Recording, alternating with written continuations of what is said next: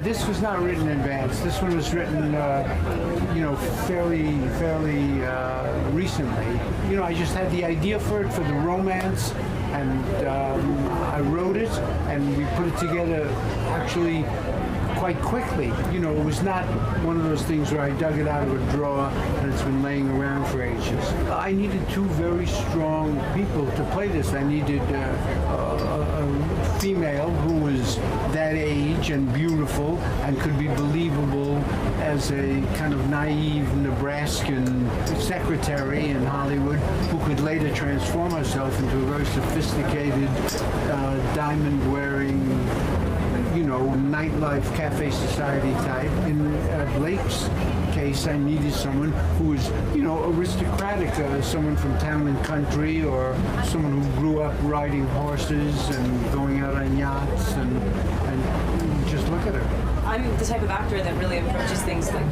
incredibly impulsively. I've done very little work that required much preparation. In this case, I was like really diligently obsessed with work, with like knowing my lines. And what I found surprising was getting to set and realizing that he was like, you can say whatever you want, really. You can say these words, you can say your own words. It wasn't talked about, it wasn't thought of. We didn't have extensive discussions about what the movie was about. It ended up being much easier than I thought it was going to be. It was just like breathing. I feel similarly to Kristen. I think it's just the strangest thing that somebody who's, in my opinion, the best writer of movie scripts, who also has such a specific voice and cadence, is so open to kind of like collaboration. He will ask us to, feel free to change his words, which we don't want to, or kind of fill in the blanks if there is a blank, because we'll do like long scenes in one shot. Sometimes requires filling in some empty space.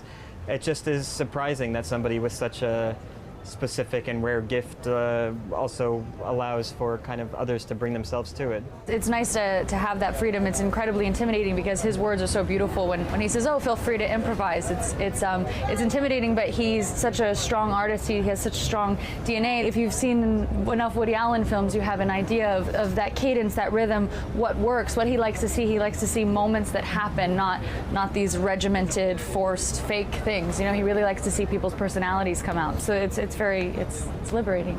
The difference between the first time I worked with Woody and this time was I realized that I had no control over anything.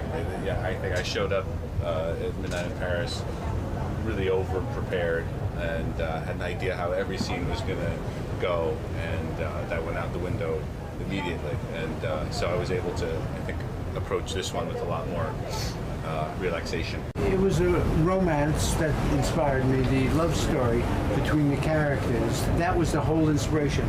I could have made it contemporary, I could have made it in New York or anywhere else, and then the idea hit me to make him an agent, and the whole thing sort of blossomed into a more picturesque atmosphere.